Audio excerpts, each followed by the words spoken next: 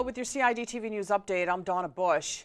On Monday afternoon, Premier the Honourable Alden McLaughlin attended a meeting of the UK Overseas Territories Association in advance of today's Joint Ministerial Council meeting.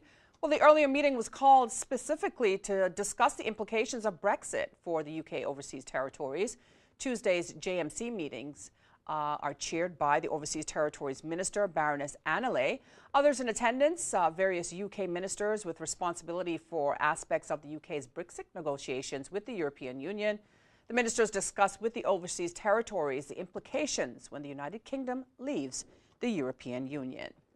Also on Monday, Premier McLaughlin met with Chinese Ambassador to the United Kingdom, Xiaoming Lu, on Monday morning at the Chinese Embassy in London. Also attending the meeting were Cayman Islands Financial Services, Commerce and Environment Minister, the Honourable Wayne Panton, as well as Bermuda Premier, the Honourable Michael Dunkley, and British Virgin Islands Premier, the Honourable Orlando Smith. Now, the ambassador noted how memorable his visit to the Cayman Islands in January this year was for his wife and himself.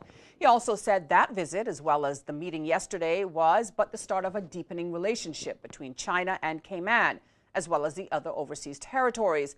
With the separation of the United Kingdom and the European Union on the horizon, Mr. Xiaoming said it is a good time for his country to work with the United Kingdom and, by extension, the Cayman Islands to broaden its global business interests. By working with each other, he said, the three OTSs and China can each benefit and broaden their mutual interest and draw on their respective strengths. He said he would encourage China's business leaders to look to the Cayman Islands, for opportunities to expand business cooperation.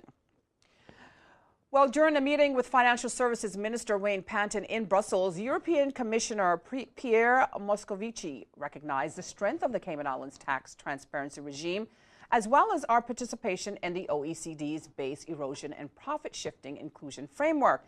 Minister Panton says this recognition demonstrates the effectiveness of the hard work of his ministry.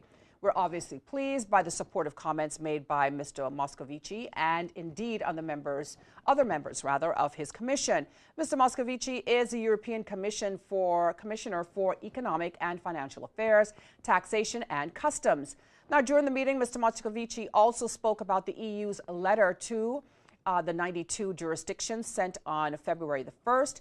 The letter invites the jurisdictions to engage in discussions with a panel of experts from EU member states who will screen jurisdictions against several criteria related to tax good governance.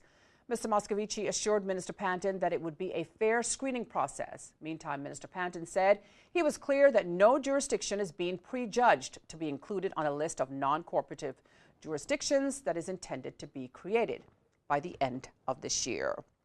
Well, if you missed today's news update, you can find the update on our Facebook page as well as our YouTube channel.